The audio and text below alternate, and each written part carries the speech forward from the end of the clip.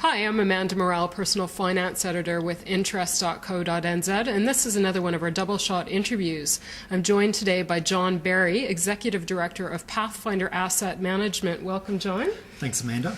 John is a fund manager with this Auckland-based firm, and he's here today to talk to us about the very exciting subject of gold, which is so it doesn't seem to very show topical any at the moment. very topical, and even more so because we've got the wedding season upon us in India, and they've reached gold prices have reached an all-time high apparently. So what is going on here? Can you explain put this into context for us? And Sure. I think the best place to start is to look at what is unique about gold, and it's very different to any other commodity in the market. There is a lot of investment demand for gold, so much higher than any other commodity, and that's because it has currency-like characteristics. So it's regarded as a store of value, it's regarded as a medium of exchange, and if you accept that, then you can value gold differently to any other commodity. okay, so why would an investor want to jump into gold right now when we've reached these record high prices? Is this a bad time or a good time? Well, that's the tough question. I suppose when we look back in time, we say, why have people invested in gold recently? You can see why, because the performance has been stunning. In the last 10 years, the price has gone from about $300 to 1,700-1,800 US dollars over a 10-year period. And the other thing that's interesting with gold is what we call the correlation, the way it behaves in relation to other asset classes. So there are periods when equities, for example, do very badly and gold does well. So right. Gold has been a good performer on that front. So that's looking backwards. If we look forwards, why would you invest in gold right now? Well, it's really around uncertainty in the world. So if we look at the US, a lack of confidence there, consumers aren't spending money, businesses are not hiring people, very high debt levels. If we look at Europe, it's an even bleaker story, zero growth, possibly recession, mild recession coming up there, very high sovereign debt levels, and banks need recapitalising. So there's a lot of uncertainty in financial markets and economies globally. And if we look at emerging markets, still growing, but concerns particularly in China, they've been tightening, they've been raising interest rates to try and slow the growth down, and have they slowed it too fast? That's the question at the moment. So there's, everywhere you look globally, there is uncertainty, and that's why people are looking at gold as a way of protecting against it. So just how high is demand? I think I heard around the 40% mark of is the percentage around investors driving it, or? Yeah, if you look at the breakdown of demand for gold, it's different to other commodities in that it has very few industrial uses. So the bulk, about 89-90% of demand for gold comes from people buying jewellery or from investors. And in fact, the investor side of that, excuse me, the investor side is 39% of gold demand comes from investors, and that's grown from 10% 10 years ago. So yeah, it's outside of investment in jewellery, there are very few uses for gold. Okay, so there's a couple of different ways to buy gold, and you're buying, like you mentioned, jewellery, or you could buy some gold stocks, or the physical gold you want to store, I don't know, in a vault, or if you've got one at home. That's right. That's right. There's plenty of ways to access it, and people should consult a financial advisor and work out what's best for them and where it sits in their portfolio. But in very broad terms, you can look at buying shares in gold producers because they generally track the gold price, although there can be periods where they behave differently to the gold price because they are shares. So when equity markets sell off, gold producers go down and the gold price might be going up at the same time. Because they're companies as well, they have borrowings, they also do other activities, they might also mine copper or do other things. So they can behave differently to gold. Second thing you can look at is actually buying physical gold, and so buying gold bars. The thing I would say to investors there is be very careful on the price that you can buy and sell at. So when you're trading with someone, they will quote you a different price depending on whether you're buying and selling, and that price may be quite wide. So be careful on that. And then there's alternative ways of investing, buying, for example, ETFs, which are exchange traded funds in America, which track the gold price, or futures. But that's for more sophisticated investors. Okay, so what are some of the indicators that investors would want to understand or watch for in terms of measuring its value up or down? Yeah, look, that's an interesting one because most investors look at the gold price and they say, what was it last week? If risk has gone up, it must be worth more this week. But that doesn't actually answer the question, fundamentally, what is gold actually worth? What we've done at Pathfinder is go through a series of 9 indicators, and those are comparing gold to historical pricing, comparing gold to economic indicators, comparing it to other asset classes like equities and like other commodities, and comparing the gold price to the cost of production. And no single indicator gives you an answer what is gold worth. But if you look at all of these together, they kind of tell us, the price is pretty elevated.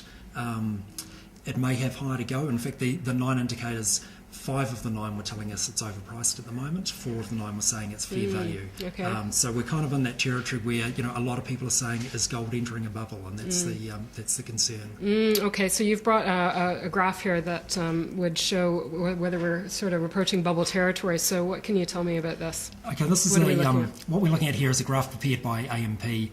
And it goes through historical bubbles, some very big bubbles in global markets, Japanese shares, Asian shares, tech stocks, US house prices, and on the right-hand side of the graph we've got the gold price. And an asset cannot keep going up and up forever, because if you transact the same amount of gold each year and the price is going up, you need more and more money to sustain that rally. And where is that money going to come from? So there will be a point where the gold price comes off, and the problem we have with bubbles is when a bubble pricks, it isn't a gentle, gradual deflation of pricing. It's a very sudden and very painful collapse of the price. So obviously, people don't want to be buying when we're in bubble territory.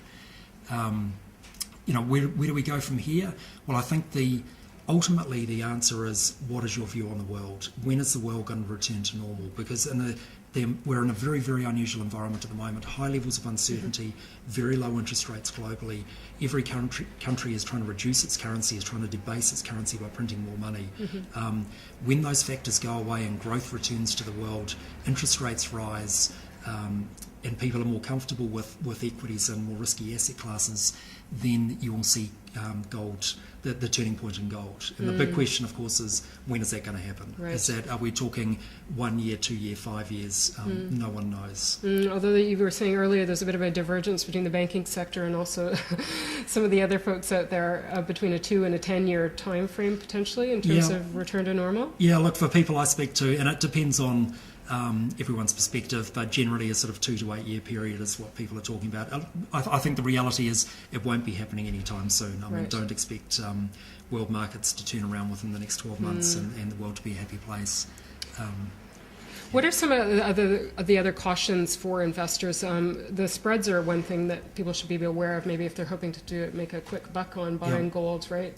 Look, I think the biggest thing people should concern themselves with is currency, and to think about what the New Zealand dollar is doing in relation to the US dollar, because gold is priced in US dollars, and typically the relationship between the US dollar and the gold price is that if the US dollar is going down, gold is going up. But we need to, we've seen a very, very strong New Zealand dollar, and when the New Zealand dollar is going up, that erodes your gold returns.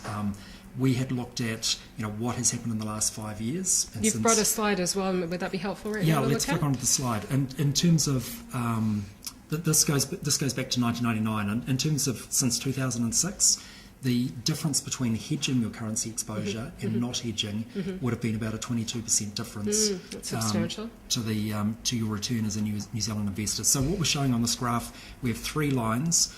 The bottom line is if you invested in gold and did not hedge your currency exposure, so you're investing in the US dollar exposure. The green line in the middle is if you had a 50% hedge on, and the top line in blue, which is the highest returning, is if you had a hedge on your New Zealand dollar exposure for that period. So when you look at investing in gold, whether you're doing it through gold producer stocks, and a lot of those are Australian dollar denominated, if you think about the currency, think about what is my underlying currency exposure, can I hedge it? So that depends on your forward view as well, and what you think the New Zealand dollar is going to do. Okay, interesting. And you've raised another question for me, which is the supply side of things. I mean, how much more gold can be extracted? Yeah, well, look, that's an interesting one, because looking back in history, it's thought that about 163,000 tonnes of gold has been mined right through history by mankind, and actually the vast majority of that still exists. So all of that could come on the market at any time. So there is gold out there. It's not increasing. The supply produced every year is not actually a large amount in relation to that, and that's because there have been no big gold finds in recent years. It's really small to mid-sized finds. The quality of the ore, it's less concentrated, the gold, so it's harder to extract. The input costs have gone up. In Western countries, there are environmental issues. So for a whole bunch of reasons, the supply side is constrained. But if you look at all the gold that was mined is still in existence. It can be sold again. When the gold got to $1,000 an ounce, there was a surge in what they call the scrap market, which is people bringing gold in and selling it. There was a surge of it at $1,000, and there is a big question mark: what is the next surge going to be at? When is new supply going to come on the market? And you also think about the central banks. Europe has a lot of issues at the moment, and central banks in Europe are probably selling gold. But on the positive side of that, there are plenty of buyers. There's Russia and China and India. They have very low gold reserves. They're building up their gold reserves, and they're buyers at the moment.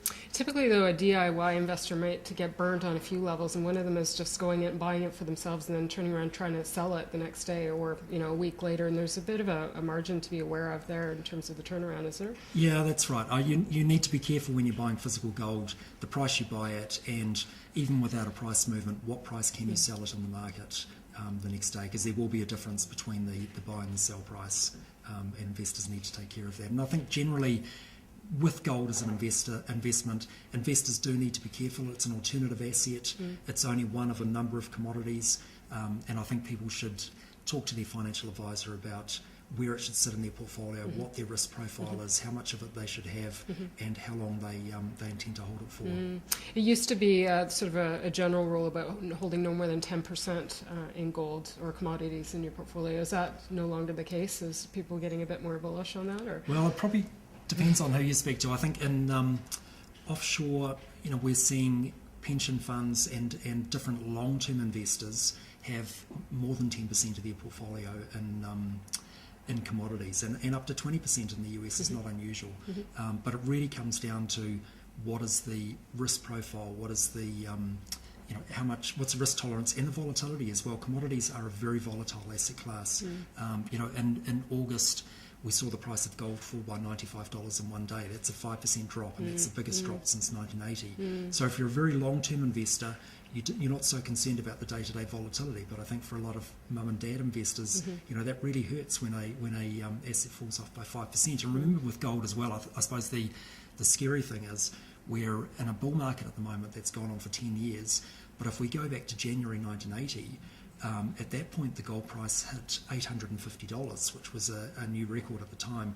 It then fell, and it took 28 years before it got back to $850 again. So that was in a bubble at the time. It spiked up and it fell back, and that's what I think investors really need to think about now is it cannot go up forever. Do take care at the point you enter the market. Okay, good. Well, that's a good point to end it on, I think. Be careful. How high can it go?